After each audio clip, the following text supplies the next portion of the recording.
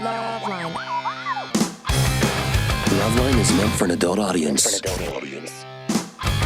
LoveLine may contain sexually oriented content. Listener discretion is advised. This is LoveLine. LoveLine. With Adam Carolla and Dr. Drew. Hey, everybody. It's LoveLine. I'm Adam. That's Dr. Drew. Phone number 1-800-LOVE-191. Dr. Drew, board-certified physician, decent medicine specialist. Yeah. Woo, get it on. Mm-hmm. What's going on? Drew, did you make a New Year's rezo? No, I'm not into that. Yeah. I'm really not. And by the way, how about vague ones? Like, no. Let's see if we can do a little better. No, what I get is I'm looking forward to a good year. I want a good year. Okay. Yeah, I don't get here's how I'm going to do it stuff. I think those rezos, by the way, I think they, New Year's should be on the 1st. I mean, celebrated New Year's Eve, 31st. Rezos should start on the 7th. Get a week off. You get a week to get it together because the three big ones, the big three are got to be boozing, smoking, and losing weight. That's it. All the things rest that are very difficult to get involved with on New Year's Eve. Oh, yes. It's all about booze. First of all, when people drink, they want to smoke. Well, let me tell you. Also, it's just food going around. And what are you supposed to do with that refrigerator filled with leftovers? No, There's still right. a bunch of stuff. You're right. That's a week. You got to whittle it down. You're absolutely right. Here's the deal. When people are going to give up a substance, they often will go on a last binge. Yeah. So there's the last binge. Mm-hmm. And secondly, we advise people to wait until they are ready. Yeah. And you're not ready if you've got a refrigerator full of leftovers. But I'll tell you what, the other thing is that other than those top three, which, by the way, is everyone's top three, the rest of them sort of are make more money and be a good person. Mm-hmm. It's like, no S. Yeah. Why don't we make that everybody's mantra when they wake up, not in the new year, Yeah. Be more industrious, be a good person. Make more money. Yeah. No. Yeah, I mean, get a better job. Yeah, do better. Go ahead. Do better and be better. There we go. Yeah, every day. Mine is to leave for the show 5 minutes earlier. Do you know that? No. I mean it. No way. You notice I've been here early the last few nights, it's been right? freaking me out. Yeah. I got here at like 10:52 tonight. This is a resolution. This one will last 7 days. No, I'm doing it. I'm done running. I'm done running. In life in general. Not running anymore. Tired of running. Been living life on the run. You know why? Rambling, man. You're rambling, man. I ramble. Live by your own rules. I got to ramble.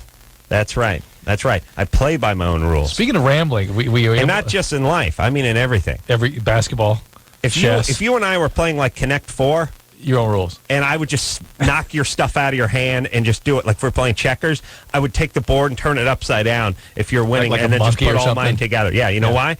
Play by my own rules. Those are you your should rules. play Monopoly with me. Oh. You know what? Takes about 2 minutes. You win. I just take all the money. You know when they're handing out the money and they're no. That's it. Yeah, just give it to me. Yeah. Game over. And they put hotels and everything, and that's it. Yeah, and I'm like, I get to be the hat, the iron, and the race car, and whatever else. The spinning wheel. Leave the thimble for me. The thimble. No, I get that and all the money. It's great. It's awesome. I play by my own rules. But I now that you are sort of bringing this up about playing by your own rules, I'm once again reminded of the veteran stuck in the trunk of the Duesenbergs in the Soviet sub. Yeah. Grand Theft sub. Yeah. Got to work on that. All right. I'm going to make a note. All right. Make a note for myself, Drew. Yeah. Sub. All right. You ready to rock? Yeah, let's go. Drew, what's up? What is up with those dreams when you're... Man, I had this dream. I got my penis cut off. No. Last night. Yeah. No, seriously? And enlarged. Yeah. Enlarged. Was it detached from your body when it was enlarged, or was it replaced with a new one? It was the kind of thing where you cut it off, give it to the doctor, they enlarge it, and they sew it back on. But the problem is they sewed it back on, but there was...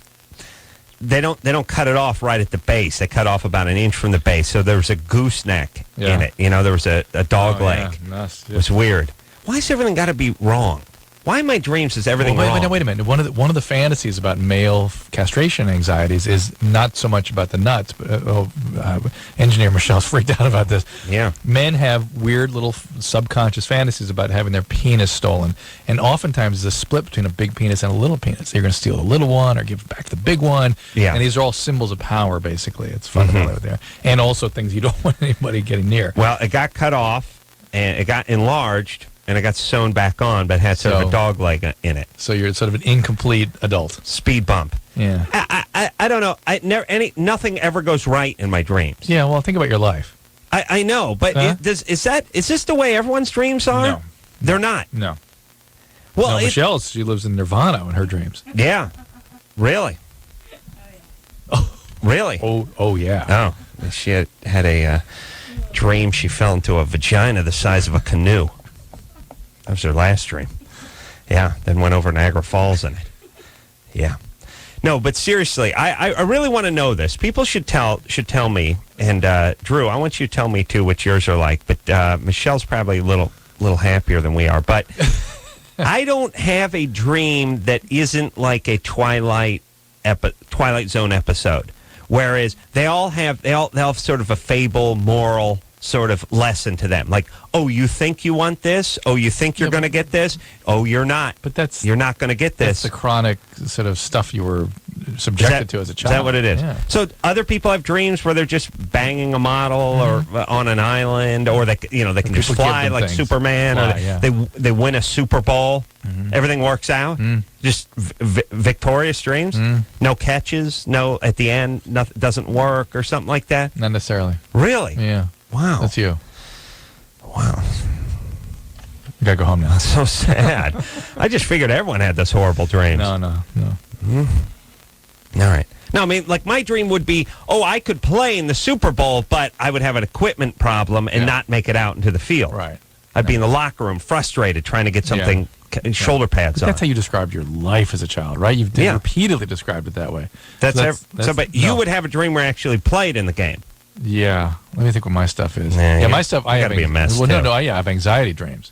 Stuff's happening. Somebody wants to borrow a nickel. No. Anxiety about things cheap. I'm in there rescuing things, and things are falling apart. And but do you ever have any victorious dreams? Yeah, good dreams? I do. You do? I succeed in helping, yeah. All right. What do you mean succeed in helping? Do you have a dream? Right. Do you have a dream where you kick a little ass and down a bed a model or anything? Oh, yeah. Okay. Drew is a passionate man. He can't close it, shut it out. And by the way, his passion begins when the streetlights come on. That's when his passion begins. See, my conscious mind settles down. Count Pashula. Yeah. Oh yeah. When you shut it off, when the glasses come off, and it's just Drew in the midways and a little chubby. Yeah. And the shorty socks. Look out. I mean, imagine, Drew, when you can let that passionate mind run wild, because you're a guy who is brimming with passion, but you keep yourself in check a little bit. You know what? Yes, absolutely true. But the other thing that happens to me, I'm just thinking, in fact, it was happening to me this morning. I'm so relaxed when I'm sleeping deeply to the point where I'm dreaming. I'm thinking about being relaxed. And I'm not about getting, I got my penis cut off. There you go. And also, I frequently have this, and I'm sure everyone has this one, where you know you're talking to or in the presence of somebody, they just look like somebody else. I'm talking to... Or they're composited. You're talking to somebody, but they look like somebody else, but you're talking to them. Yeah. It's Frank Sinatra, but it's your mom, or whatever. Right. Yeah. Yeah. You gotta do that. Yeah. All right. Everyone does that? Everyone does that. Well, why does that one work that way? Because your brain, in that part Shouldn't of your brain... it just be the person you think you're going to go see? In flesh? It's more like things don't follow linearly in that part of your brain. The things just are more sort of global. Things that have common feelings create common images. Yeah. I'll tell you, if you had my dream on tape and you popped it in, you would have me institutionalized. Do you understand? Yeah. Like last night's dream, you would look at that and you would say, time up, grab him with that giant butterfly net and lock him up. Yeah. This man cannot be out on the streets. It was that effed up. All right. You want to tell us more about it? No. Something happened? They do something with your penis other than enlarge it? No, use it on somebody, whip somebody with it? There's a Amy? dream we haven't thought of in a long time when your mother and grandmother beat you with your own scrotum until you drown in the pool. Remember that one? Yeah, I do remember that one. That's the same kind of a dream.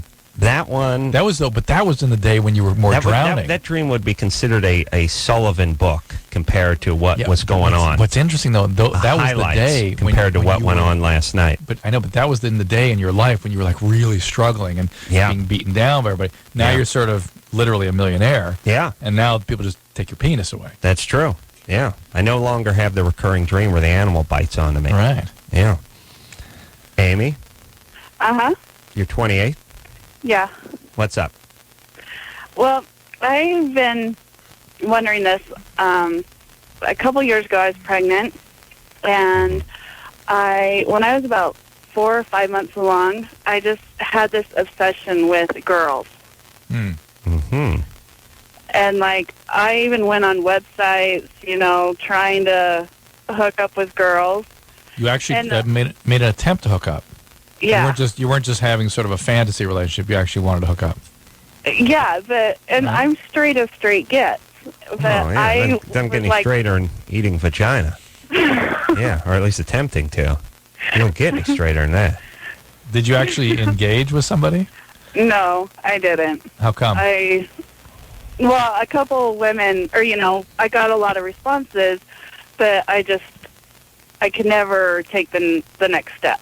Right, so you were just interested in the fantasy of all that. All right. Yeah, I guess so. All right. And a lot of women find women attractive and think about that. And when you're pregnant, were you in the last trimester of pregnancy or the first? What? She didn't say she was pregnant. Yeah. Did she? So 2 years ago I was pregnant. No, I was pregnant a couple of years ago. I think you just read that. I don't think she said that. She said it? Yeah. Oh, okay. While you were, what stage in the pregnancy were you? I was about 5 months along. Yeah, that last trimester, women get incredibly horny. Yeah. And it's God's great joke on humanity. Yeah, it is. And so whatever minor league sort of attractions you have before you got pregnant really get amplified during that last trimester. Right. So you can't put a lot of stock in it. Women? That's you. Whatever you had, I mean, look, if you had some sort of passing curiosity in women, then at that point in pregnancy, what Drew's saying, put a 0 behind whatever it was. If it was a 3, make it a 30 or a 300. Right. See what I'm saying? The intensity is all up. But even if I didn't have the fantasies before and they just came on when I was pregnant. You've never had a passing fantasy at all? Uh-uh. It's interesting. So you never gave a second thought to a woman until you're pregnant? No. But, my breasts were enlarged, and it's just like I was just going crazy in my mind, wanting to have a girl go all over me, just attack me. And but it never happened. No. Did you tell your husband this? No, I wasn't married at the time. Uncle or whatever you... Yeah, I broke up with the guy. You Mormon? She wasn't in my life, yeah. Mormon, okay. But I'm not active. So. All right, not active. I was raised LDS. But passive. Yeah. All right, so now you got your kid, you're fine, you're married now? No, I'm not. And even now, like, every so often, I still have those fantasies. Like, what would it be like to be... All right. So we said. Yeah, she's not pregnant now. No. Look, there's not a chick alive that doesn't admire another, can't appreciate another woman's body. And this is not just looking at her as a sexual object. This is wanting to be ravished by a woman. Yeah. But she doesn't do anything. Yeah. That's true. I don't want to talk to those people that have... passing. Yeah. They have thoughts, but they never do anything. Right. Yeah, I wanted to be a pirate. Yeah. Yeah. Oh, yeah. Yeah. Old pig penis. Yeah. All right. Blue balls. Will? Be a good pirate name. Blue balls. Yeah. He went up and down the coast not getting laid. No, you twisted the pubic hair and lit it on fire, went into battle. Yeah. Bluebeard used to light his... He lit his beard on fire? Oh, he couldn't have. He was known for...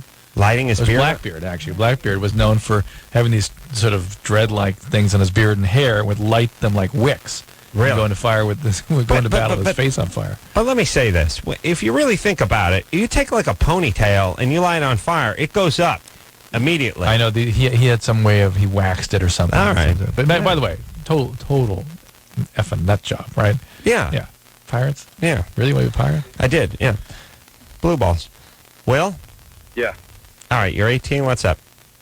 Yeah, But hang on a second, Will. And by the way, how come I don't scream at you for not knowing what I'm talking about when I talked about Blackbeard's beard? Michelle knew about it. Well, how come I don't hold you accountable for every shred of information that's in my head? I don't know. First off, Michelle just probably saw something on Discovery Channel about it last night or something. I don't think it's common knowledge he lit his beard on fire. Why do you know it? How dare you know something that I don't know?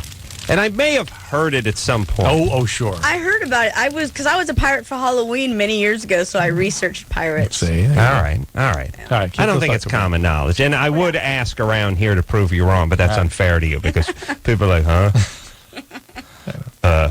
Hey, I can say like Chris, hey, Chris, do you hear about Blackbeard the pirate? Huh? The potato chip? No, pirate. Potato chip? All right, forget it. I got to go to the bathroom. Is that how it would go? That's exactly how it would go. All right, Will, what's going on? Will, what's happening? yeah, I just, met my girlfriend, a couple months ago. And Yeah. we And I just said blue balls, not blue beard. No, I know you said blue balls, and I said you take the pubic hair and light it up. Yeah, I know, but I could have said blue beard. Was there blue beard? I think there was a blue beard. Well, see, that's the connection. I know. Bluebeard had to light his beard on fire. In order for you to understand it, to make the connection? Well, that's a more feasible connection. Huh? All right. Will, Yeah. go ahead. I just met my girlfriend, a couple months ago. Turn your radio off, Will. All right. All right. First bisexual experience? There you go. Yeah? Danielle? Yeah. Let's talk to her. Oops. Danielle, Yeah. you're 16? Uh-oh. Yes, I am. You're planning your first bisexual experience? Yes, I am. All right. When you got that for? Like the fall 2011?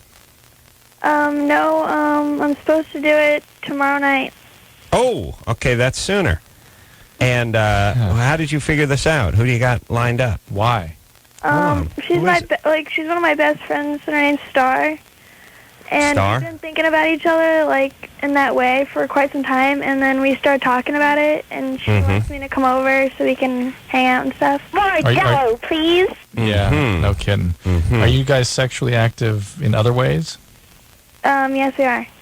With what? How's that? What's happened to you so far? We're not. What have you been virgins doing? no more. You're not virgins no more. No more. Okay. And now, do you consider yourself a lesbian? No, we're just both bi. Both bi. You're both bi, but yet you've never been with a woman.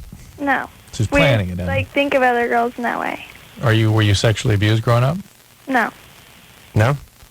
Everything's good around the house? Yep. Your dad's around? No. Where's he? He lives in somewhere. I've not seen him for 10 years. Oh, 10 years. That's kind of awful, isn't it? Not really. Geez, there was a TV show on tonight called Who's Your Daddy? Yeah. You see that thing? No, but I know about I it. watched it. All right, quiet. Danielle, Yeah. any stepdads around? Yes, there is. How you get along with him? He's kind of annoying. Does he ever do anything awful to you? Does he hit you or anything like that? Or did he ever? No. All right, you just don't care for him? No. Remember the perfect family life you described 3 seconds ago. I'm trying to think of what the batting average is on stepdads. By the way, listen, fellas, don't ever be a stepdad. Yeah, you lose no matter what. You know what it reminds me of? It's like when I used to teach traffic school.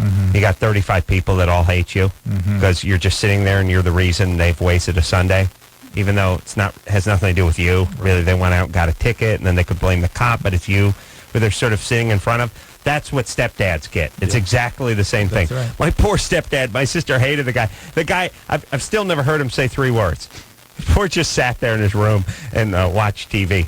And all right, he didn't take he didn't take her out to the beach or anything, but he never did anything. She hated him the whole time. It just there's a guy. Yeah, you lose the stepdad no matter what. Oh no, it's no matter what. There's nothing you can especially do for the daughter. The stepdaughter. You can't do anything. If you try to get involved, start disciplining or something, they resent you. Where's real dad? Meanwhile, real dad is living in Florida, and he's being idolized from 3,000 miles away. Yeah, it sucks. And by the way, this guy didn't even do anything, and he gets a marginal thumbs down. Well, even if he's a good stepdad, he gets a marginal thumbs down. If he's neutral, he's going to get attacked. Yeah. Danielle? Yeah. Now, I'm trying to figure out if your stepdad's a good guy or not. He is, he pays attention more than, my dad used to, but... All right. Well, why punish him? He works too much. He works too much. Oh. There could be worse offenses. Yeah. For a stepdad. He's trying to make money for your mom and you know? In college. Yeah. I beg your pardon. Yeah. Okay, so you've decided to break your lesbian cherry, right? Yeah. Which I imagine is dimpled like a golf ball. Makes sense, yes? Stippled. And you want tips on oral sex? Yes. You do? No, come on. No? She's 16. Yeah? Well, Yeah. Is that Nicole? I don't know who that is. Like her, huh? But that's one of my techniques there. Danielle, don't you think it's going to make it weird between the two of you if you guys have a physical encounter? Not really. It might screw up your relationship. Not at all. Not at all. All right. So are you guys going to have a sexual encounter tomorrow night, no matter what? Pretty much. Pretty much. And where are you going? Over to her house? Uh-huh. All right. And where's her folks? I have no clue where her dad is, but her mom's still living with her. Oh, okay. She also has no dad. Yeah, her dad and your dad probably somewhere around Florida. Yeah, that's what I'm guessing. Or Michigan. All right. So what kind of tips can we offer? Drew, you're a fundamental objector to this question? Yes. I'm a conscientious objector. I think that you should not be having sex. You're entering a world of chaos. You're beginning your career in chaos. All right, but right now, and if you want to, lesbian, bi, whatever, but just hold out a couple of years before you start really. Couple of years. Your dad's not around. She's got to act out. Danielle, what do you want to be when you grow up? A lawyer. A lawyer. Hold on, let me check the odds on that one. Over under. Well, the sun is going to collide with our planet before she passes the bar. Now, I'm not saying what the odds of that happening are. Yeah. I'm just saying. Yeah. That's basically I just checked my chart. my flow chart here, and that's what it said. And not just any meteor, the sun. Okay. Danielle, your grades good? I got B's and C's. All right. And you're going to go off to college? Yeah. Okay. How are you going to do that with B's and C's? Why? B's. You said B's. Not these days. All right. You got to get your grades up a little bit if you want to be a lawyer. You got to go to school. You got to get schooling for that. I only had one C. All right. A C plus. All right. My dad almost killed me. All right. Well, let's stepdad. Yeah. All right. Well, let me give you some tips so you can get a in oral. Yeah, for your oral presentation tomorrow. And engineeress Michelle, you jump in here. Tell me what floats your boat. I would say, stop me if I'm wrong, but I'd say it's almost like dancing, like a slow dance. You don't want to push too hard. Right. Actually, you F up in life most of the time when you overcompensate for your nerves and your anxiety by going too hard. And you end up screwing things up. You couldn't go wrong with slow and rhythmic, yes? Correct. Just, and don't jump all over the place. Establish a little pattern, a little groove, and stick with it, yes? Yes, and she's so young. I mean, how do you know they're even going to go that far? Or that they even are capable of having an orgasm. Exactly. I mean, there's plenty of other things to do. Danielle? Yes. Are you sure, maybe one of you is going to chicken out at some point? Well, she's had bi experiences before. Oh, she has? Yeah. With anyone you know? Yeah, another friend of mine. All right. Why are you in such a hurry to do all this stuff? I have no clue. We might think about that. Well, I don't know if 16 is considered such a hurry these 17 days. is not such a hurry, but 16, you're pushing it along a little bit. And here's the deal. I've yet to meet that woman who didn't say, I wish I'd waited longer for fill in the blank sexually. That woman does not exist. Call the vagina blank now? Fill in the blank. Yeah, filling in the blank. Yeah. Danielle? Yeah. When are you going to be 17? March 15th. March 15th. All right. It's closer to 17 than she is to 16. Yes, Drew? Yes, Adam. All All right, so what have you learned from me so far?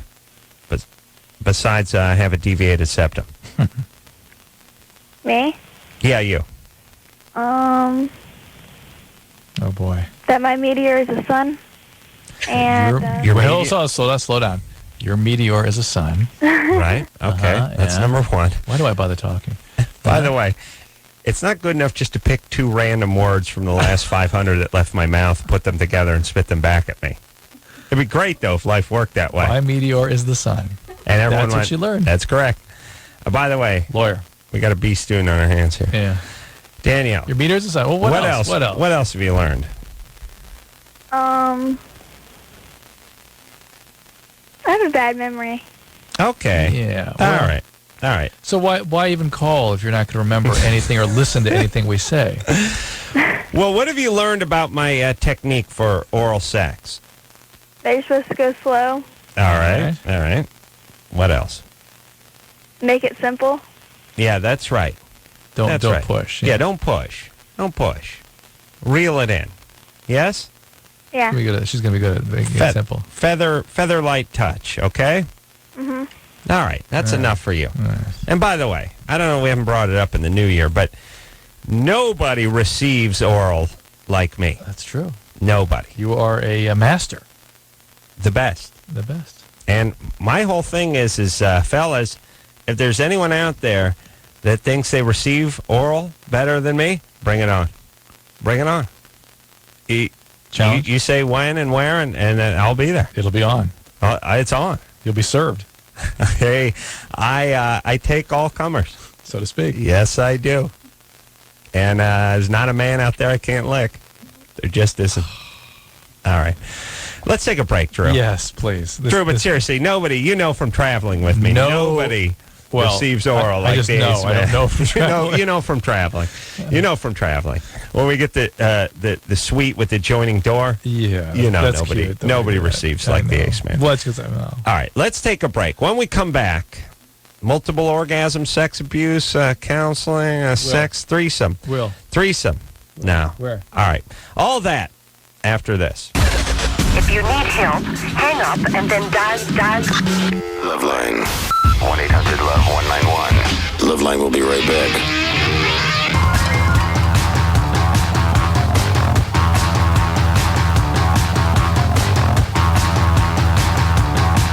Yeah.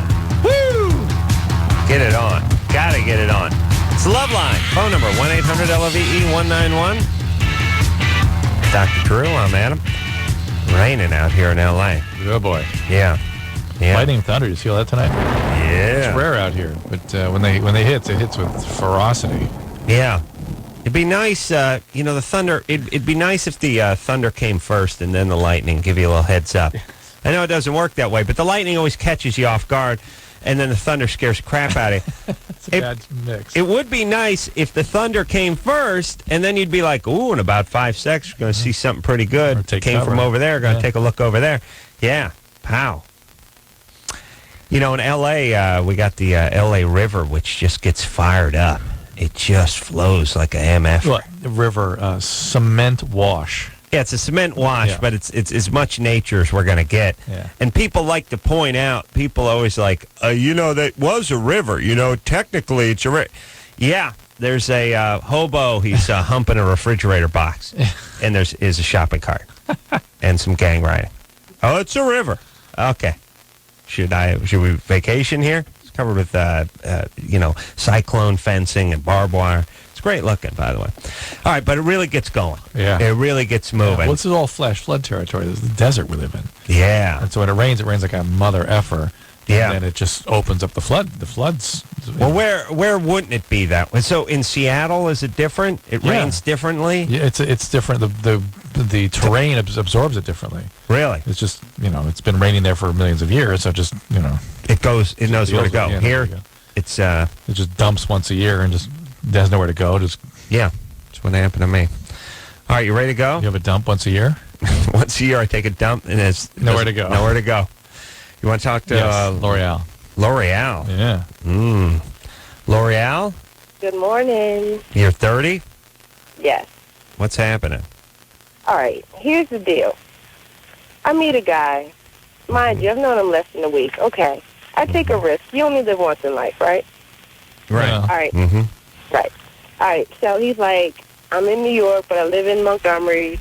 You want to come down with me, and then we can go to Atlanta and party for New Year's, da-da-da, whatever. Okay, fine. Mm-hmm. So Tell us more about this guy. Whoa, tell us more about the guy. What's he do for a living? How'd you meet him? I met him at a club, at a nightclub in D.C. Mm-hmm. He was cool. What's he do? We were, What's he do for a living? We were drinking. What? What does he do for a living? He has a wholesale distributing business. Mm-hmm. So he has a federal tax ID, which is one of my qualifications. Fine. And a What, whip. Social Security? No, Social Security card? Is that a Social Security card? No, a federal tax ID when you have your own business or when you own a business. You I get see, federal tax I ID see. to get Okay, your taxes taken out, da-da-da-da-da. Right. Okay. Right. Mm-hmm. Right. All right. All right. So, he seemed like a pretty okay guy to take a trip with. He wasn't like psycho crazy over the telephone. He wasn't like stalking me over the telephone. No, the guy had a resale number. He had to be a good guy. There you go. You can always look up the retail number. Do it. Mm-hmm. If I come up missing. All right. Yeah. So, Wow. I'll skip all the everything and just get No, it's way too late for that. It's way too We'll late get to for the skipping question. everything. We'll go back. Go ahead. All right. To make a long story short, all right. He pays for a hotel room. He buys my ticket. Now, I said I'd go half with him for my plane ticket back home. Because we were going to drive down to Montgomery and then drive to Atlanta, da-da-da-da-da, So I said, I'll pay for half my airplane ticket, but I need you to get it for me now. So he paid for my airplane ticket back home, $156. Yeah. He paid for Just do it! All right, here we go. Here we go, Laurel. Come on, Here we let's go. get to it. So what All right, happened? so skip over that. My Too late. question is, We already did it. By the way, hold hold on. You can't say stuff and then say skip over it. She give us details about the price of the air ticket. Yeah. And they go, all right, well, I'm going to skip And over I had a details. bereavement fare. Da-da-da-da-da-da. We're flying Air West, Terminal 13. Satin row 14. Satin row 14. Had the Fiesta mix. Da-da-da-da-da-da-da-da-da-da-da-da. Well, now skip over all that. Skip over it. What do you think we're going to... We can't edit the show on the fly. I wish we could skip over it. Yeah. L'Oreal. My point was, it wasn't like it was a. All right, he spent $156. What's up? What's the question? Here we go. Here we go. All right, so I put out, right? Mm-hmm. So I put out. But Yeah. I faked it the whole time because he wasn't satisfying me, right? Oh, no, you didn't. And? Yes, I did. You faked the orgasm, yes. Right, which was cool. Da-da-da-da-da. The next night, he wants some more, so I fake another one. All right. So my question is, how much sex do you guys need? When is enough? I mean, is there an adequate enough sex for how much you put out? I mean, that's an interesting and a pathetic question at the same time. Well, here's okay. That's a very interesting question. Let me say something. Yeah. For me, I have a finite amount. For Drew, it would be like, how much kindling can you throw into a volcano? I answer, I don't know. No one's ever found out. I imagine you would just keep going until your arms fell off. But it also depends on the circumstances. She's asking for what, an economic exchange, per weekend spent. Well, 156. Yeah, I mean, he should be able to bang you once. If it's a round trip, he can probably nail you twice. But if it's just one way, should get you once. But do you have any interest in this guy?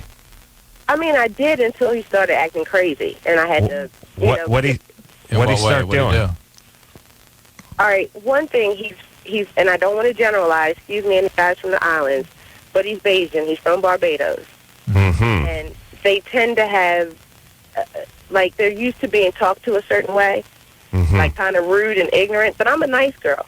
I have my own money. So I really didn't need him to put out. He didn't have any cash, so I was buying food. Laurel, stop giving us your interpretations. Just the facts. Stay with the facts. All right, so he's from Barbados. All right, you don't like the guy. You're not getting along with him? I liked him until we got together and we were hanging out, and then his whole demeanor was just... All right, you don't like him. That's fine. All right. Yeah, it's about his truck, it's about his rims, it's about how dark his windows are, how much money he sent his mother, and... You know. Definitely a Jew. Definitely. Yeah, you could say. Korean too. All right, so what? So you had an experience. He bought you a ticket. You had a little sex. You faked an orgasm. You chalk it up to experience, and you move on. Oh no, I'm happy. I had a ball in Atlanta. All right, it's good. Her question though was why did he? Is there an adequate amount of sex that you guys look for? That men look for when they put out a certain amount of money? No, I don't think there's a sort of universal sex exchange. However, I would think there's a potential there when you accept to go away for a weekend with a guy, he's thinking sex fest. Yeah. He's thinking all weekend. Whatever that means to him, that's what he figures is going to happen. I hook up with women oftentimes where the vagina stops working if you don't keep feeding quarters into it. So it's like a vibrating bed. So you can just stop putting the quarters in when you're done. Yeah, but I'll come in with a couple $100 worth of quarters. There you go. That's the universal exchange. And your pillowcase full and just keep feeding quarters into it. It's awesome. And then pull their arm and see if they pay off, because that's huge. You think we're going to actually give her a number? I know. Well, 456 humps. Per. Up and down is one.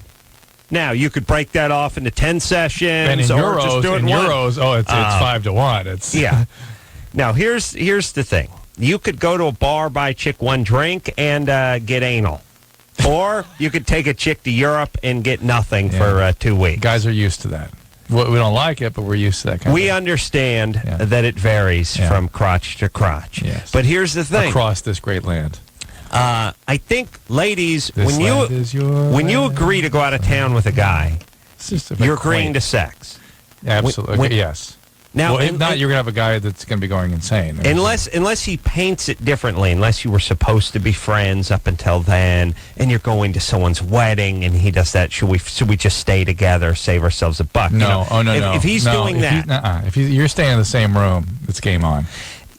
Yes, period. But I'm just saying there are circumstances out there. I'm just saying if you go out of town with a guy, especially a guy you don't know very well, he expects sex. Mm-hmm. All right? Mm-hmm. How much? That'll depend on how it goes the first time. And also, and what his sort of rhythm is, his energy. Right. All right. And listen, just play the period card if it doesn't go well. You know what I mean? Not Drew. It's like, great, don't have to use the lube. Drew, that's a big day. Drew's like, better yet. Well, great, now I'll go down on you. That's Drew's take. For me, it would work. Yeah. Drew, it don't matter what card you played. Period card, diarrhea card, prolapse rectum card. It doesn't matter. Yeah. Drew's still good. Prolapse rectum?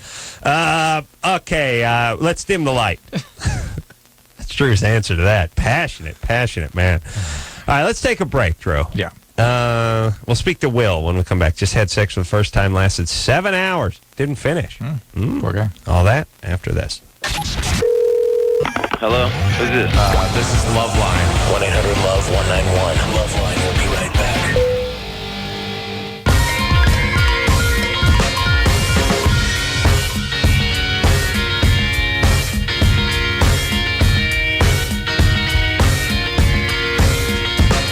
Hey, everybody, it's LoveLine. I'm Adam. That's Dr. Drew. Phone number, 1-800-LOVE-191. You know what my New Year's reso is, Drew? Stop smoking, stop your medicine, wine that is, lose weight, exercise more, be a good person, make more money, get a better job. Nope. You know what it is? More stretching. Stretch more. Because I'm convinced when you're on your deathbed and you think back, what should I've done more of? Stretch. Yeah. Yeah? Yeah. Stretching would be good. Think out, Drew. Yeah. Drew. You're right. Drew. What if balance training? Yeah. What if a person? What kind of training? Balance training. Balance training. Yeah. What is that? As you get older, your balance gets all screwed up. Oh yeah. Yeah. All right. What if every morning some chick in a unitard showed up, like one of those black, good looking but flat chested, and a unitard showed up at your house every morning, just stretched your ass for like 40 minutes. Be good. You know what I mean? Yeah, it'd help. Huh?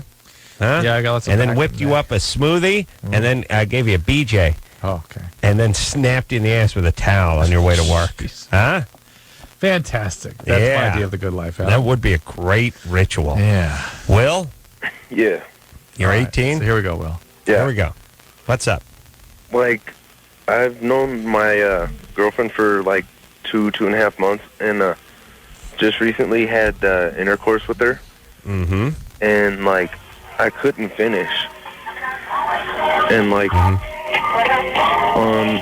actually Saturday night. This is the bogus call that he's building up to here. Actually Saturday night, she was able to get me to finish. Have you ever called the show before?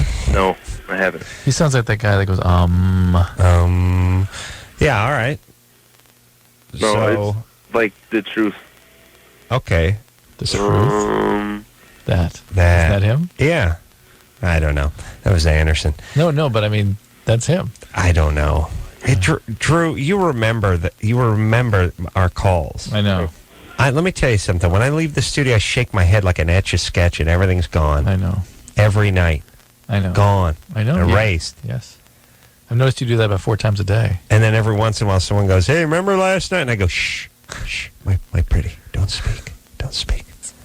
I don't ever want to talk about this show. Well, So, Will, what's the question? yeah, what is the question? I don't know what would be wrong with me not being able to finish in climax. You said she did get you to finish, though, the following night. The following night. All right, so there's nothing wrong with you. What I don't get is, like, why I can't finish, like, in the original night. You're gay. Having sex. All right, look. Well, please. Will, what's your future hold for you, by the way? What are you doing? You planning on junior college? What are you working toward? Working toward getting a certification in auto body. Good. Okay. Good man. That's what I like. Going to tech school, right? Yeah. Yeah. You'd be pulling dents, spreading Bondo. Will, you're just nervous that first night. Anxiety works against you if you're on any medication. Sometimes that'll work against. If you're doing drugs or stimulants or alcohol, that all works against your functioning. Yeah. Now, see, now I like. I'm in love. I'm in love with Will. You're fine with Will. We're at peace with him. Yeah. Not in love I don't want with him You're at wasting peace all the taxpayers' money and his time and society's time by going to junior college. No, you're right. Yeah. He's going to work on auto. I'm persuaded. Yeah. You know, I'm coming around to your way of looking at the world. You know what I like? I like any commercial. I watch a lot of late-night infomercials. Anyone that has to do with pulling dents or fixing dings in cars, because the beginning, first they show you how you get a ding. Accident. They show shopping carts hitting your car. They show other cars hitting your car, as if you could never imagine it. Like my imagination is not wild enough to ever picture how a car could possibly get a dent or a ding. No. I don't know what you're talking about. It's confusing. If you said, those dings and dents you got in your cars, they had to show me a picture because I wouldn't know what they were talking about. I wouldn't know what they meant. It's the same thing with the cold commercials. I must see a guy sneezing with a red nose who's miserable so I can actually see what a cold is. Otherwise I'd confused. have no reference point. Cold? Does that mean it's cold inside of his house? I don't know. I would get confused and shut the TV. Have to wrap a hot towel around my head to stop the sounds from coming in. But the first part of the commercial for these infomercials, like the ding doctors and stuff, first is, those annoying dents. And they show car doors opening into your car door and shopping carts. They happen everywhere, and they're expensive. And then my favorite part. Now you got the mechanic. He's smoking the cigar. He's got the hat, but the brim is turned up, and you're paying him. Right. And he's laughing. Yes. There's a huge pile of cash on his hand, and he's blowing cigar smoke in your face, and he keeps laughing. And his take is like, oh, no, keep it coming. Keep on. As if you guys never agreed on a price. Like, how much to fix my fender? 2 pounds of money. I'll just hold my hand out and I'll laugh and blow cigar smoke in your face. And you just keep. And by the way, like you show up to get your car with like an attaché case with like 35 grand. By the way, worth what a 20s. great way to run a business. I'm sure you'd be thriving. Just laughing and blowing smoke in your face. Keep it coming. Yeah. As if they aren't all unsettled by insurance guys cutting checks and stuff. But I just love that cash, just peeling it off. And the guy's like, is that enough? No, just keep going. I'll tell you when to stop. It's horrible. Yeah. It's great. But that's what it's like. That's what it's like when you work at a body shop, Drew. That's what I'm saying. Yeah, that's good. You just blow cigar smoke in guys' faces, and you laugh maniacally while they peel off 20s and put them in your hand. And when it weighs so much you can't hold your arm out anymore, when I stop. No, you take a rest, and then it's more 20s, hold the other hand out. and then you stop, and you got a customer for life. Fantastic. That's how it works. All right, where are we going, Drew? Rachel. Oh, those dings. Got 40 seconds. Oh, those dings. Look at that. I would say, look, any commercial I'm making, I don't care if it's for cold medicine or dings, we don't need to spend the first goddamn half of the commercial explaining what happens when you get a ding or get a cold. Let's just get on to the product. Yeah. You know what I'm saying? Yeah. Who decided, by the way, that every one of these products had to spend the first half of the commercial showing nothing? I would just get the product in immediately. Yeah. I don't need to see a whole setup. By the way, with TiVo and stuff now, you just want to have a blinking light with your product. You know what's crazy about TiVo now is I realize that there's certain commercials that I fast-forwarded through 1,800 times, and I still have no idea what it is. Mm-hmm. And once in a while, after 1,800 times, I'll stop and watch it just to say, what is that for? Yeah. I saw that idiot. I fast-forwarded through that idiot 1,000 times. I have no idea what it is. I did something. Yes, with TiVo, you should just have a graphic of your product name flashing. Yeah? And some cleavage. Yeah. Show some cleavage, because I'm going to stop. Okay, stop. I say cleavage, I'll stop. All right. Let's take ourselves a quick break, Drew. All right. Speak to Rachel when we come back. Yeah. Had sex at 11 with a 17-year-old? I'm thinking about, now she thinks she's sexually addicted. I think maybe put Michelle and Rachel together, because Michelle's a survivor of sexual abuse who went through that whole thing in line one there. It'd be interesting to talk to both of them. Yeah. I thought, we have an engineer named Michelle, too. Yeah. Becomes confusing. All right, Drew. We'll clear that up. Yeah. We'll be right back after this. All right, guys, here's the deal. Looking to hook up? Call the Dateline. Sick of wasting time with the wrong person? Call the Dateline. One call's all you need to make. Call the Dateline. 1-877-889-DATE. If you need help, Call LoveLine. 1-800-LOVE-191.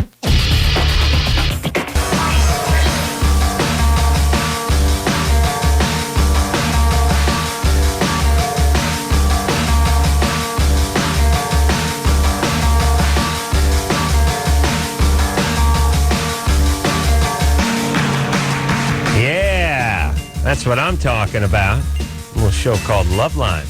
I'm Adam. That's Dr. Drew. Phone number 1-800-LOVE-191. Decided we should play for the first time this year Ace's Ranchero Mexican Accordion Countdown. 05 edition. Oh, yeah. And this is going to be big. Ace's Ranchero Countdown? No good. You don't like that game? You need like John Madden to announce it. You know what I mean? Yeah, the 05 edition of Ace's Mexican Ranchero Accordion Countdown. Strong and back with a vengeance this year. Let's take a phone call, and then let's play the countdown, Drew. Maybe we should keep track. See who does what this year. You know what I mean? Sure. Yeah, the 05 challenge. It's never going to happen. Of course not. Rachel? Yes. You're 13? Yes. You had sex with a 17-year-old when you were 11. Yes. So you were raped, effectively. That's sexual abuse at 11. Well, no, we were kind of going together, kind of. I know, Rachel. But the 11-year-old is first of all, 11-year-old to 17-year-old is weird. You can see that now, even as a 13-year-old. Think about an 11-year-old. They have 13-year-old even. They were committed, Drew. And an 11-year-old having sex with anybody is sexual abuse. Period. Even another 11-year-old. Even a night. Yeah. The haunted house she lives in? No, I closed my door. Even like a Tickle Me Elmo is wrong. What? At 11. Right. Okay. So sexual abuse at 11, and that is, then you get the usual sort of consequences often of that, which is sexual acting out of various types. Or shutting down sexually or fluctuating back and forth between those two states. What's gone wrong in your life? Haunted house she lives in. Well, see, my mom, she's a hooker. I kind of walked into her when she was doing one of her jobs or something, and oh my goodness. Is that her? And what happened was that ever since that, I told my boyfriend what happened. Hold on. Rachel. Next year for Christmas, I'm getting you a muzzle and some WD-40. which was the dog and which was the door? Please spray those hinges. Go ahead and put a little oil By the way, on those hinges. Rachel, stop walking through your house while you're talking to us. I was sitting down, and my little cousin brought the dog in my room. I see. Okay. It's bad when you live with your cousin, by the way. Okay, well, mom's a hooker. You were traumatized walking in on her, and then you really sort of, it's messed with your sense of boundaries and propriety, and of course, you didn't know that at 11, as a child, you shouldn't be acting out sexually, and that's what happens from that kind of thing. What's the plan now, Rachel? See, the reason why I called is because I think that I need help, and I think that that's not cool because I've been with like 8 other people. Yeah, that's not cool. That's not cool. Wait, is your mom still hooking? I think she's a stripper now. You think she's a stripper, but you don't know? She's never really at home. Did any of the people that she brought around ever sexually abuse you when you were even younger than 11? No. Refreshing. Although seeing them, eesh. Wow. Yeah. By the way, that her mom would when we talk to her, I'm a great mom. I'm a perfect mom, is how she described herself. Yeah. How All right, dare you? What's the deal, Rachel? You guys live in an apartment? You go to junior high? We live in an apartment, and I go to La Tierra Boulevard Middle School. Mm-hmm. Can you get out of my room? Can you get out of my room? Or can you oil the hinges? Why is your cousin living with you? Because, see, I'm at my cousin's house right now because my mom didn't come home for like 2 days. Mm-hmm. All right. Well, first of all, Rachel, it sounds like Child Protective Services needs to be involved in your life a little bit. Yeah. Department of Social Services, because your mom is. I'm always because they already have been. Like I'm always in trouble, kind of in school. Well, no doubt, but it's not. Listen. This life the world you're living in is catastrophic and chaotic. My aunt's trying to get custody of me right now. Well, she should get it. Yeah. She should get it. Yeah. Why don't you help her in that cause? That's what I'm doing. Why don't you just stay with the aunt and just don't even deal with your mom for a while? Yeah, that's what I'm trying to do right now. That's sad, but that's the real. What's your aunt do? My aunt? Yeah. She doesn't have a job right now. Oh, okay. Her husband. Good. She lives with her husband. She lives with her husband. All right. So they have a family. Yes. All right. So, yes. So, Rachel. Rachel, don't they offer you... Hold on a second. Yeah. Rachel? Yes. Okay. It's a dog. That's a dog. Okay, listen to me, would you please? Your mom is, I'm sure, a drug addict. And that's unfortunate. Doesn't mean she doesn't love you. It's just that she's not prepared. Sick person. She's sick, and she can't take care of you now. But you may have inherited some of this predisposition to be addicted, and now you've been traumatized, and you have all these problems of being exposed to this stuff and being abused by older kids. You do need to get some help. You're right, and you're way ahead of the game by acknowledging that, and understanding that, and looking for help. At 13, boy, where do you go? I mean, if she hadn't, I would hope the school and social services would be sort of referring her on to appropriate kinds of care. Our society is not as interested in this kind of thing as one would think. Let's ask her if they've referred her. All right. Rachel? Yes. Has social services ever offered you any kind of treatment? I take counseling. Okay. Well, so that's the kind of treatment we're talking about. Do you talk to your counselor about what you're telling us tonight? Yeah, I always, like... All right. Now, there are 12-step groups out there. You're awfully young to be sort of embracing a program of recovery, but God knows if you're really willing to. There are things out there. Most of the teenage-oriented programs are for codependency programs, like adult children of alcoholics, Alateen, that kind of thing.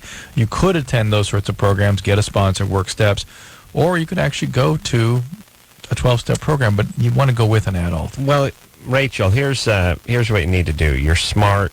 There's nothing wrong with you. You got a bad hand dealt to you. You need to stay with your counseling. Yeah. Let your aunt get custody of you. Yes. You need to oil those goddamn hinges. Oil the hinges. Get the muzzle for the dog, and don't act on these crazy impulses you have. Contain. Don't think things that are going to be good and enjoyable and fun are. Don't trust yourself in that front. Right. Yeah. Then as a society, the fact that we don't.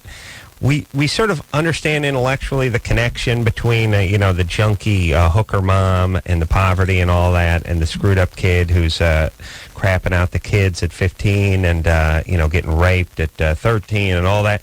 We sort of understand the thread between the two of those, but not so much that we're actually going to do anything about it. Well, again, we want to make it we want to make it her problem. We want to make it a weakness. We want to make it a moral problem. Right. This is mental illness. Yeah. Of sorts. Yes. At least behavioral disturbances. Yeah, and I've never... It's a brain disorder. never heard a politician ever really discuss it in any way, shape, or form. They say stuff like, we have disenfranchised people out here that need us. And we're going to do something for them. We're not going to leave them behind. But that's just a bunch of BS lip service. I don't even know what they're talking about. It would be interesting if someone was in charge who could set a little policy to focus on these folks so we could go ahead and enjoy our society. Yes? And help the suffering. That's helping the suffering. Yeah. Not throw a bunch of money at them. Yeah. They'll spend that on crazy things. Yeah. All right, Drew. Yeah. Let's play some Ace's Ranchero Accordion Mexican Countdown. Please, I need a 05. You need an 05 hit. Uplift. Yeah. Hit. All right. Now, Engineeress Michelle has the Ranchero music over there. I know she's good, so she's queued up already. You want to... And she has good Ranchero music, too. Real Ranchero. You want to venture a guess? 4 seconds. 4 seconds. I was going to go instant. 4 seconds. That's tough. Michelle's got that poker face, too, going. She's up to something. She's picked a spot in a song. I can tell. Yeah. Let's see. 4 seconds. I'm going under. That's a good bet, I bet you. I'm going 3. All right. Because we're keeping track and not 5. All right. Let me see where the clock is. All right. You ready, Michelle? All righty. 5, 4, 3, 2, 1, go. Vengo a decirle a la que no me supo amar que chingue a su madre. Oh, there it is. 9. 8. It's 8 seconds. I almost thought I heard a whiff of something at 4. It sounded like it. Yeah. It was like the fingers were getting near the accordion. It was like someone cooking accordion. I smell something. See, this is the music I love. Yeah. This is the one that reminds me of New England. You love winter. It. We all maple love it. syrup, covered bridges. Awesome. Come on, Vermont, leaves changing. Yeah, it's like peppermint schnapps. Yeah, it's like one of those Kincaid paintings. It's beautiful. Water wheel. Yeah. Drew, I speak a little Spanish. I can translate. Oh, yeah, please. All right. The young man laments the fact that no one has killed him yet. Please.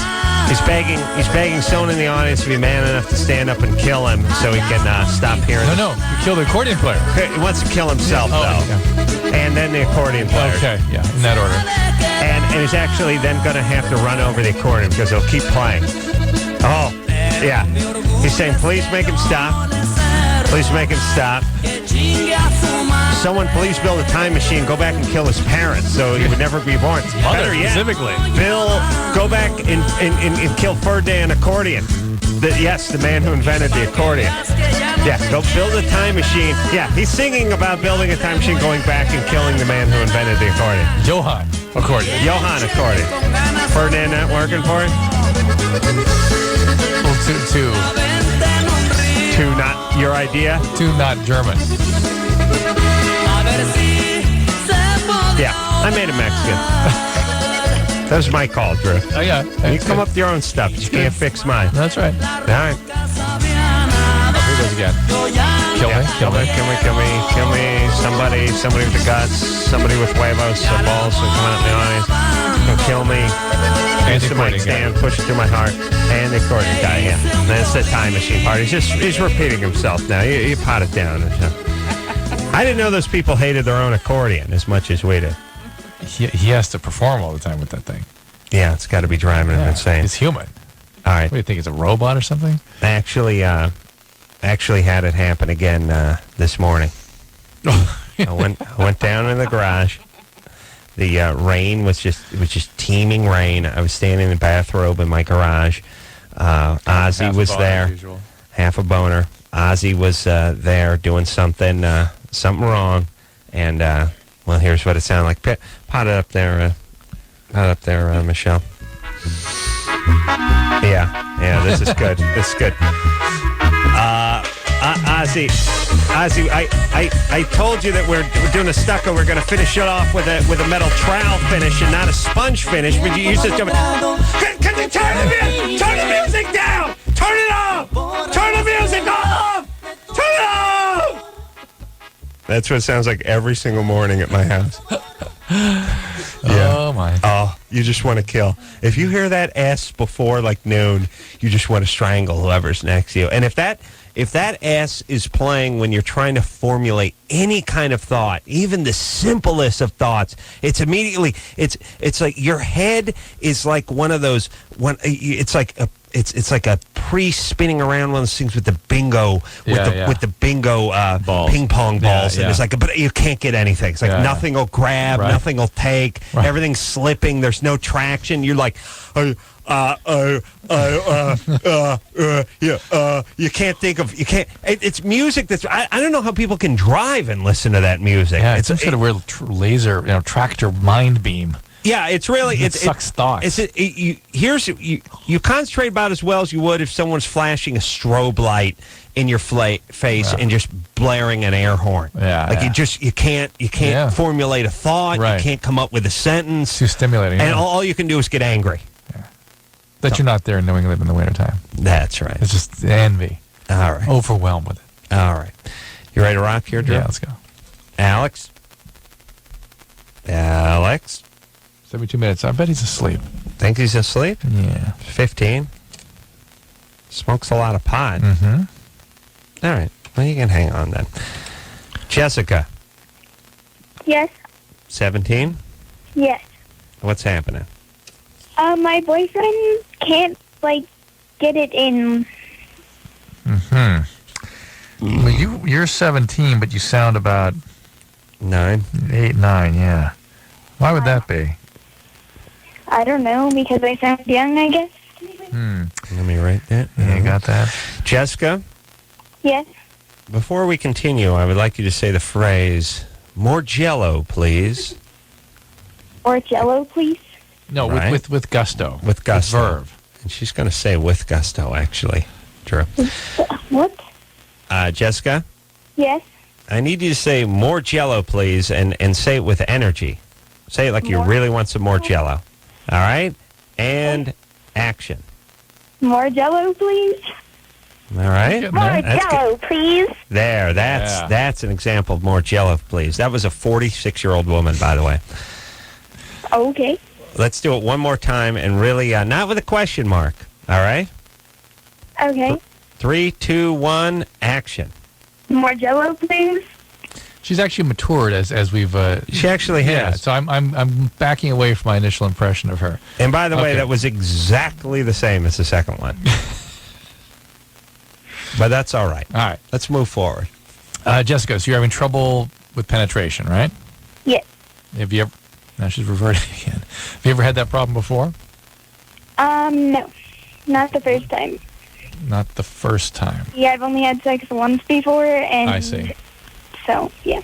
Mm-hmm. All right. So more often than not, this is caused by being nervous or anxious. And are you sure you're ready to be doing this?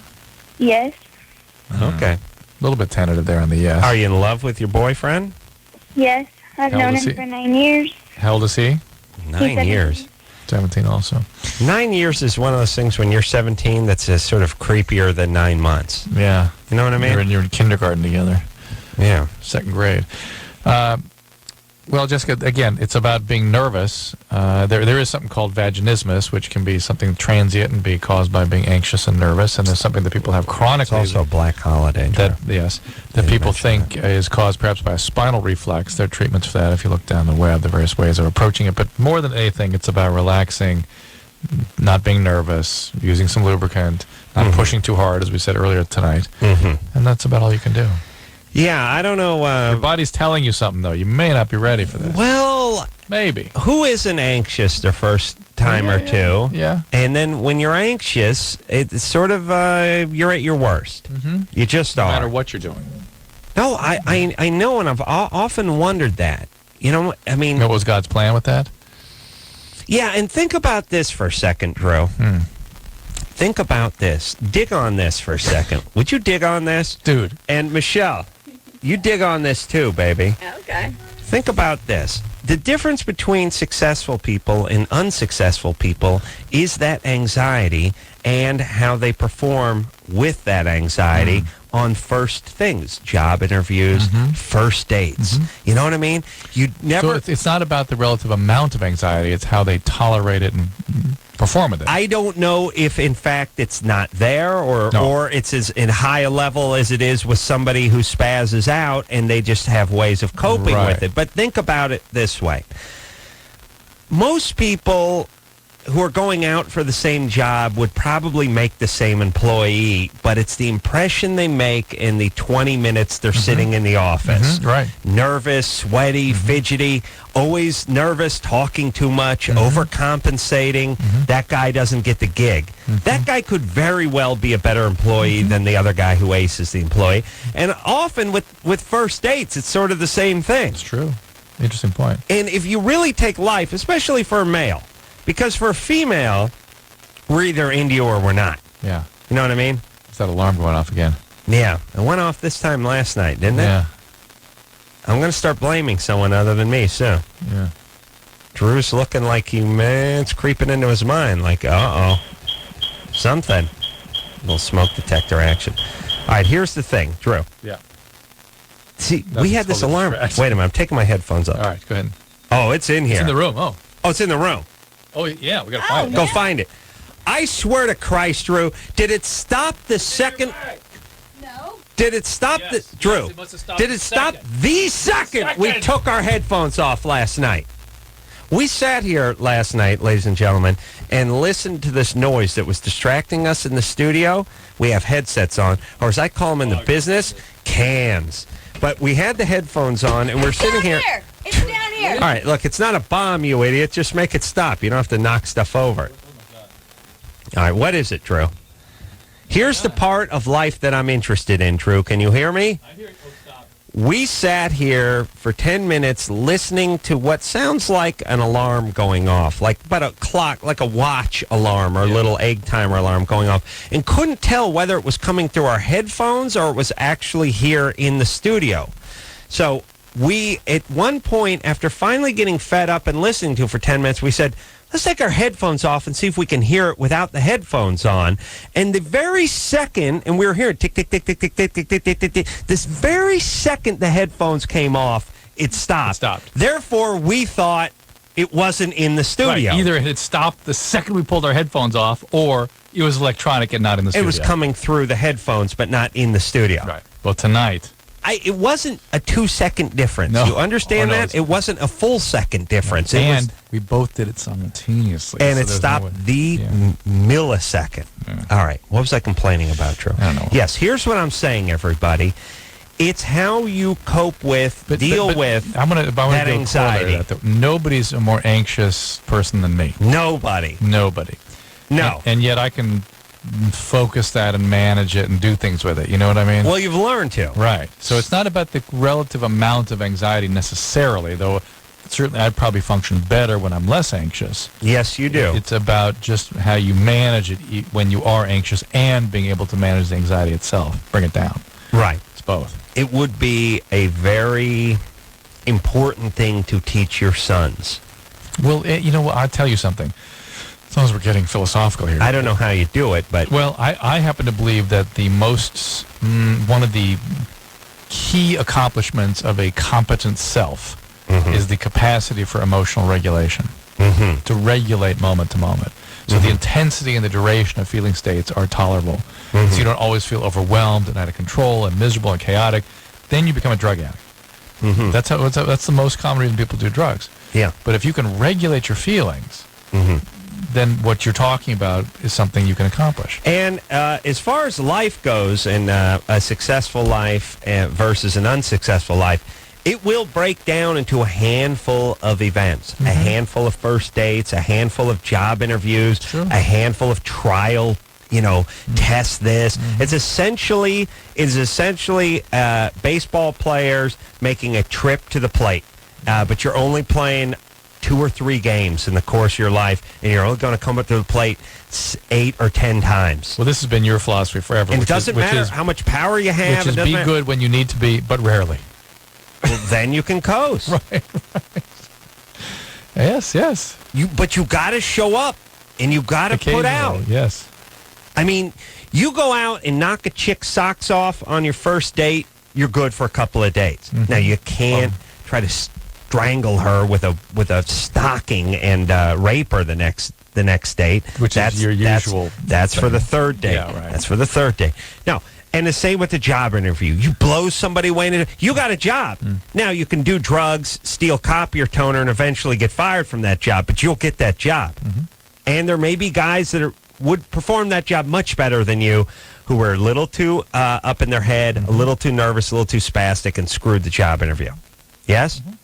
That's it. Yeah, that's the key. right. That's what they don't teach you. Yeah. All right. Where are we, Drew? We're taking a break. We're taking a break? Yeah. All right, let's not screw this up. No. Now we got to be good. We got to be good. Yeah. I got my urine stream has to be so laser beam straight into that urinal, Drew. Don't worry, mine's going to be straight. All right. We'll be right back after this. 1-800-LOVE-191. Call LoveLine.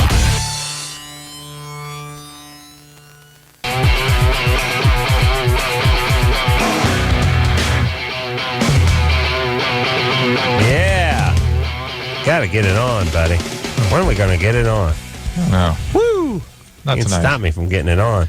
Yeah. Phone number 1-800-LOVE-191. I'm Adam. It's true. It's LoveLine. Huh? Jenny? Nah. Yeah? All right. She's been on hold for 94 minutes. There's one for 99 up there. Oh, really? Yeah. Is it a dude? Michelle, line 1. That sounds like a dude's name. Jenny? Yeah. You're 17? Yeah. Says here you've been, let's see, says over 50 guys have left you for someone else? Yeah. Over 50? Yeah, that's just a mile marker. So that's a light estimate, 50. Yeah. I just left stopped counting after that. Have left you. Wow. It's a lot of rambling going on over there. Well, by the way, if a guy is going to leave, the probability is he's going to leave and then be with somebody else. You know what I'm saying? Yeah. And the guy's that age, it's... Yeah. You can build a case every time a guy leaves and then gets another girlfriend that he left for someone else. Yeah. There's no rambling song where the guy goes, "It's rambling time, I gotta beat off alone." And nap. And nap. No, he's gotta keep moving on. To another girl. He got another town, another woman. He wishes he could stay, but he can't, Drew. It's a rambling man. He is. Jenny? Unless he's an African-American guy, then he's a Rolling Stone. He's a Rolling Stone. Black guys rolling. They roll. White guys ramble. Mexican guys, they squat. They don't go anywhere. They're stocky. They hang out. You know what I mean? Family men. Yeah.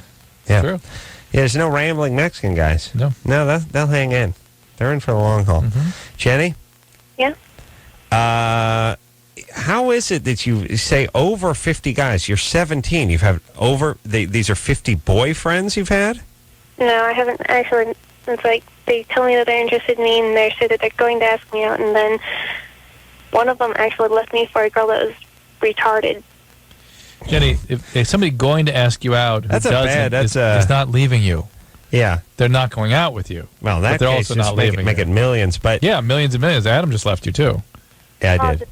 It just kind of hurts because it's like they tell me that, they're interested in me and they really like me and all this other stuff, and they keep leading me on.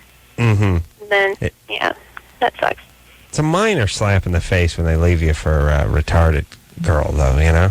But they may just think that's easy sex. What's up with Jenny and her perception of the world? Oh, Jenny. Yeah. So negative, baby. What's going on? Where's your dad? My dad's probably asleep in the other room. 1 o'clock in the morning. That's your real dad? Yeah. Biological dad? Yes. Is he a good guy? Oh, yeah, he's really nice. He's a really nice guy. Mm-hmm. And nothing ever happened to you? No abuse, no rape, no physical abuse, nothing like that? Nah. What kind of school do you go to? I'm actually going to the hardest school in the entire country. The what school? Hardest. Yeah. Hardest to get out of. Yeah. The fence. They got like a 12-foot fence with razor wire at the top, and there's dogs. It's pretty much all just juveniles going there. Is it a big school, was I'm wondering? Does she have just distorted expectations for some reason? It's a hard school to get into in the country. Or out. In the country? Did she say in the country? Yeah, she's calling from Oklahoma. I know. But let her be. Drew, I might have believed that the hardest prep school to get into, admittance-wise, Phillips Academy, Andover, nothing compared to Shawnee, Oklahoma. It's all out in Shawnee, huh? Okay. All right. Well, that's where I'm sending my kids then. You've now put a challenge now. When I crank out some kids, it's right out to okay. Hey, Jenny? Yeah? So the hardest school to get into, and it's like a prep school for college? Not really. It's like high school for juniors and seniors, but it's state funded, and you have to really work really, really hard. I've been studying for finals all week and Christmas break. All right, listen. Is it a small school? Well, here it is, but this all happened before I got there. Mm-hmm. When you were at a bigger school? Yeah. And how old were you? I was 16. And how old were you when you guys started asking you out? Probably around 13. Mm-hmm. So basically every fourth day, a guy would declare something and then just not follow through? All right. Yeah. Well, it could happen. You figure at least once a week. Well, is there something about you that they're frightened by? Or yeah. What's wrong with you? I don't really know. That's the thing. Why would they be attracted and then just not be able to follow through? I don't know. It's probably because I'm one of those abstinent until I'm married things. No. How would they know that? Maybe it's your genius IQ that they're intimidated by. Mm-hmm. Could that be it, Jenny? I don't see myself as that. I just see myself as lucky. Is it really a retarded person that she got left for, though? Yeah, did you really get... And by the way, that's a good person, the guy left you for a retarded person. I like that guy. Actually, developmentally delayed. Did he actually leave you for a retarded person, this one guy? Oh, she wasn't, fully retarded. She was partially. Okay. Because she puts out. Okay. All right, Jenny, we're going to put you on hold for another 94 minutes, all right? Are you serious? I think, Jenny, you're just sort of not... You're very negative. There's something distorted in terms of how you're thinking about your social interactions. These guys that are interested in you are interested in you because all guys are interested in you. It doesn't mean they're going to ask you out. It doesn't mean they're dumping you for somebody else. It's just like any other social environment. People are sort of knocking around and they end up with somebody. All right. Maybe not you. You're going to a smaller school now. Yeah. And find a guy at the smaller school. Go ahead and ask somebody out. Start having dates. You know what Jenny needs besides a good swift kick in the pants? And by the way, she must be wearing the pants when you kick them. Of course. And the kick must be swift. I've had that. There's been confusion before. It was swift kick in the pants, but the person was not in the pants. Pants were hanging in the closet. Yes, yes. And they beat me on a technicality, and I have to say, you have to be wearing the pants. Jenny? Yeah. Do you have any female friends? Yeah, I have tons. You have tons? Yeah. How about you focus on your female friends a little, see how they're doing with the boys, see if their boyfriends have a friend for you.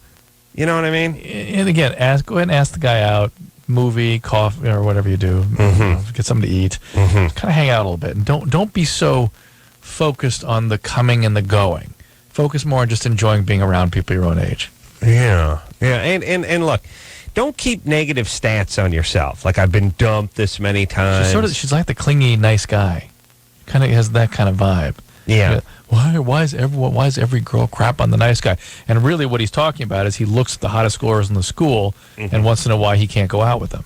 Let me give you guys another quick little piece of life lesson crap here from the Ace Man. Stop being such a bummer. You people are bumming my high. Don't be such a bummer. No, here's what I'm saying. And look, there's a reason, folks. Adam says, don't be a bummer. If you don't get invited to the party kind of thing, if people don't seem to want to be around you, don't wonder what's wrong with them and get angry at them. Wonder why they don't want to hang out with you. That's the only thing you can mirror. change. That's all you have command over is yourself. Okay, there's a lot What's of people within your body boundaries. There's a lot of people out there, Drew, that are just bummers. And they're just and they're bummers, and then they complain. It's like, why didn't I get invited? You guys went out to dinner Friday, and I didn't, because you're a bummer, and we don't want to hang out with you. And now you're bummer on bummer. Now you're a wounded bummer because now you're hurt. And by the way, kind of a scary bummer. That's like, ooh, we're scared to be around you now. Look, People don't ask you to go with them to the party or to out to dinner or whatever. Why? Because they're horrible people? They just decided in advance before they even met you that they were going to exclude you from going to dinner. This is the same guy who is the world's best employee, right? Who gets fired because his boss hates him. Yeah, he's jealous. What? I do the work of 9 guys. Why'd he fire? I don't know. He's jealous. Had it in for me. He had it in for me. Yeah, that's great. That's a great boss. He finds the guy who does the work of 9 employees and mysteriously has it in for him. No. And I like this one, too. It's like, fire me? He's just intimidated because I'm so smart. Yeah, I think that's what oh, she dumped me because I was too hot. Yeah. My penis was too big and I was too good looking. My eyes were too piercing. Yeah, the cleft of my chin, too deep.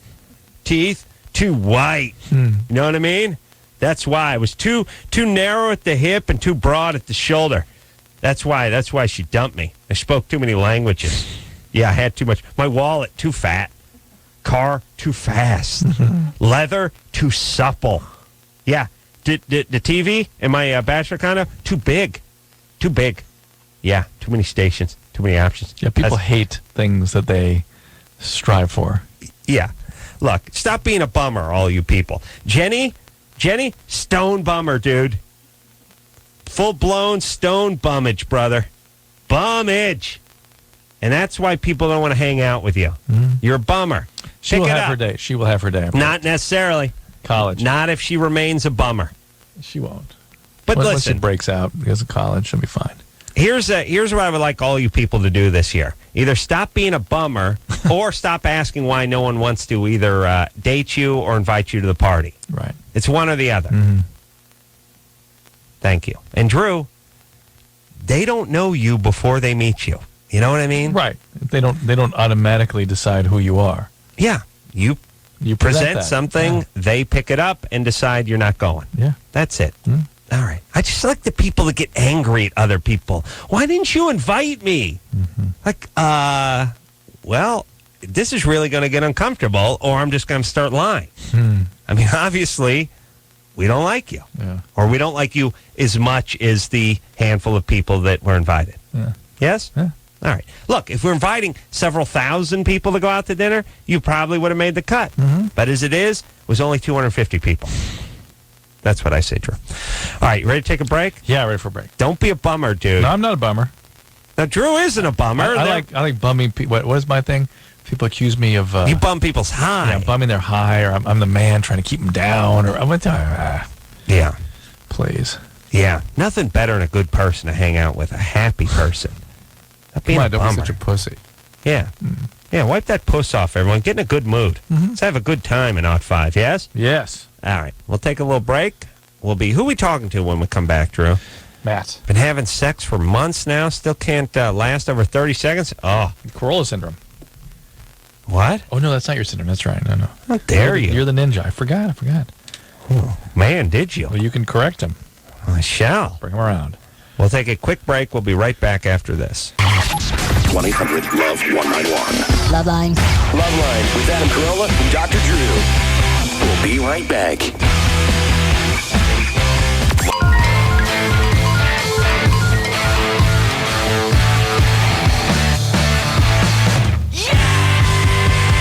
Hey, everybody. It's LoveLine. You know what Drew loves to do is, I don't know, 2 months ago I decided, does producer Ann stands in the studio during the commercials. It's going to be painful, Drew.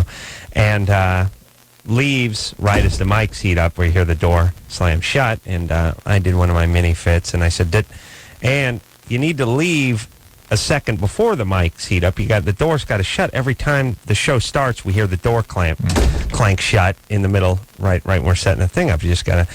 And ever since that time, ever since I made that announcement, Drew has some parting words for her as she's trying to leave almost every time, which I don't know what it really pertains to. You and Ann do have conversations, but it's never in this hurry. And then I say, Drew, let her leave so we don't have to do it. But almost every time, hey, Ann, and then she sits there holding the door open when the show is starting, so we hear the clank. What is that, Drew? How does that work? I don't know. That one, but you got to think about it. I really didn't know that time that things were starting. But think about it. What do you think that is? Anything? Must be that part of that anxiety disorder, pushing stuff in, got to get it in. You got to shoehorn stuff in. Yeah. Like when Ann walks through that door, you'll never see her again. Yeah, maybe it's that. It's the last time you'll ever speak. That's the way it feels. Yeah. Not in any kind of real way, but that's the way it gets approached. Yeah, we got to squeeze it in. Yeah. There could be some more conversation. It's not necessarily about anything, by the way. Yeah. All right. And now let me ask you this. I don't know if you can get in touch with this, but me complaining about it constantly and consistently, it doesn't seem to change it. I wonder if it brings it on a little bit more. No, it doesn't bring it on more. But it doesn't bring it on the more. fact that I'll discuss it 45 minutes earlier and that you'll do the exact same thing again later on that evening, not the next day. I will try my best not to. Okay. It's not nothing. But maybe, here's what I'm saying. Maybe I have this, I don't feel that you're a bad person, Drew. Not and I don't think you think you're a bad person. I know you're a bad person. Yes. No, however, here's my theory with you. When I bring things up, it just sort of comes up. It's like when you tell your dog, don't crap on the carpet, he just hears crap on the carpet. The don't part isn't remembered as much. It's sort of it's a little more complicated. It's in your mind. It's not fresh there, in your mind. But whatever was causing me to cram the shoehorn the stuff in at the end is not easily adjusted by don't do that. It needs a procedure. It's like saying don't do drugs. Right. It's like I don't want to. I don't want to. So you need like a 12-step program to stop talking to Ann by the door when the mic's heat up. I need like a procedure. Here's a procedure. The show's starting. I didn't know that. See, that's the problem. I need some sort of. Can you like put it overhead when it starts as opposed to in the mics? There we go. That's a procedure. Show starts and then you talk into the microphone. Put the music overhead and then I'm good. Yeah. Listen, I think How about we get a sign that illuminates like when the show's starting that says do not talk to producer Ann in the doorway. Would work. Okay. See? Yeah. There's a solution to every problem. There really is. It's just spend enough money That's on right. Andrew here, just want to take his call real quick. Because I picked up on this too. Andrew. Yeah. Hey. Something about his mom, right? Yeah, man. You guys. I heard that. It was repetitive. Yes, I heard it. I just wanted to see if you guys picked. Hold on, Drew. It says Ranchero. Yes, we're gonna fill it in now. Please do. Which is that Andrew was listening to our Ranchero Countdown and picked up some vulgar language that I thought I heard too, and I was about to repeat it, and I thought it's so vulgar. It was about doing something to your mom, right? Yeah. Aye. What did they say? You can't say it. Effing your mom? Yes. Really? Yeah, I don't know if you guys want me to say it or not. But Anderson just piped in our earphones here, and that's what it. Effing mom. Wow, in the song? I heard it. Yeah, I heard it a couple times. Yeah, that's exactly what it said. Andrew, you speak Spanish? I'm all right. I'm not too bad. I figured it's probably something that kind of sounded like that, but it probably was a subtle. No, that's actually punk rock ranchero.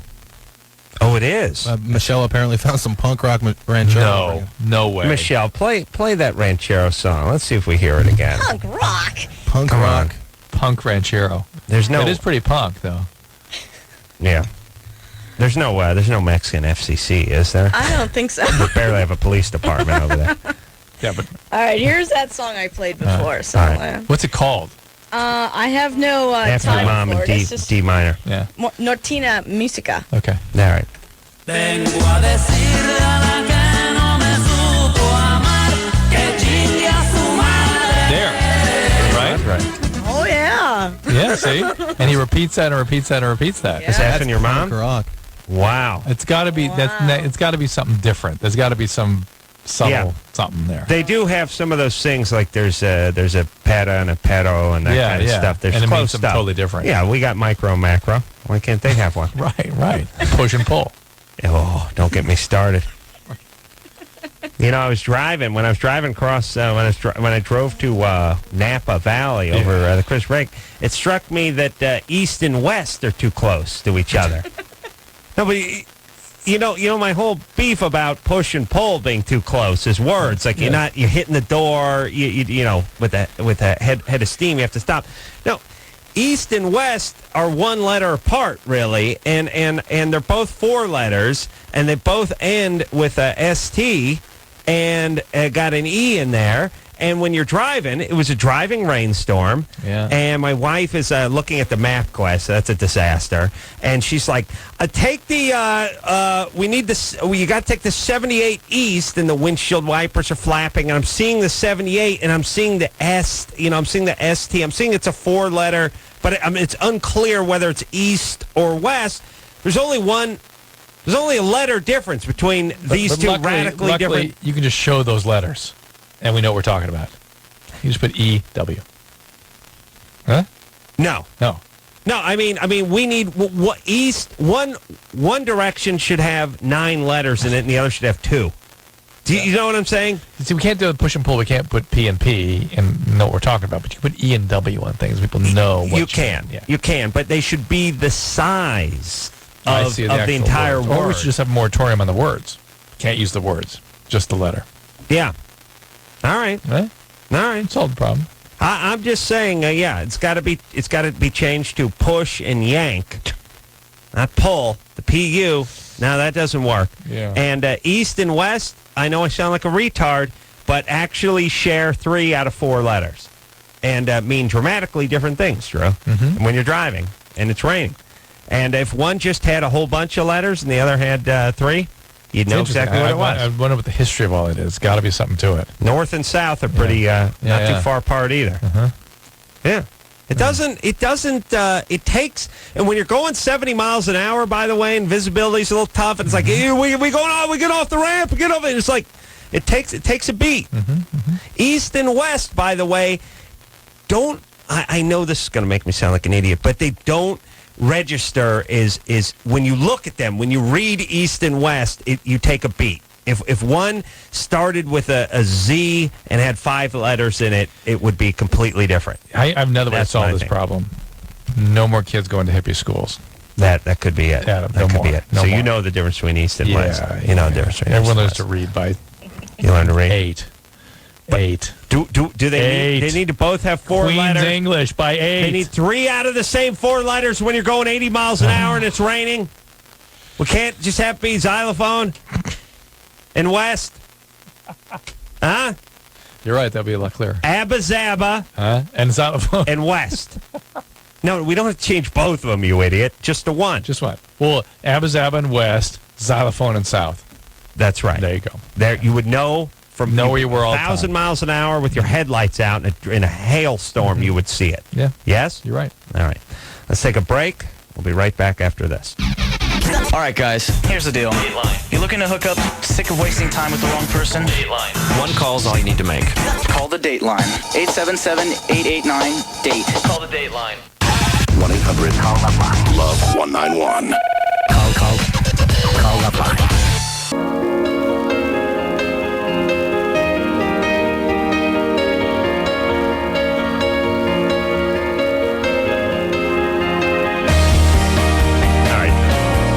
That's the show. You sure don't want to smack the door back and forth? I like doing that. All right, we will take ourselves a little extendo break. Thanks for listening. And until next time, this is Adam Carolla for Dr. Drew saying mahalo. It's rambling time. I got to beat off a load. This has been LoveLine. The opinions expressed on this show are not necessarily those of the staff, management, sponsors, or the station. The producer for LoveLine is Ann Ingold. LoveLine is a presentation of Westwood One Entertainment.